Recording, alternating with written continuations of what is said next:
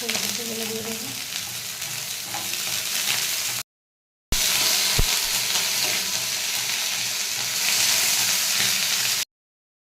নুন দিয়ে দেবো পরিমাণ মতো। এবার আমি আলুটা দিই।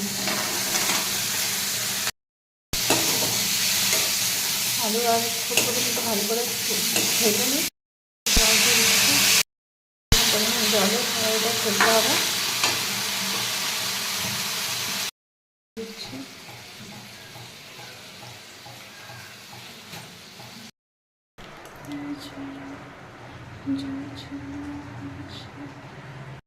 আমার ভাত রেডি হয়ে গেছে, এখানে ডালও রেডি, আর এরকম জাস্ট দেখতে হয়েছে, এখনো বাকি আছে।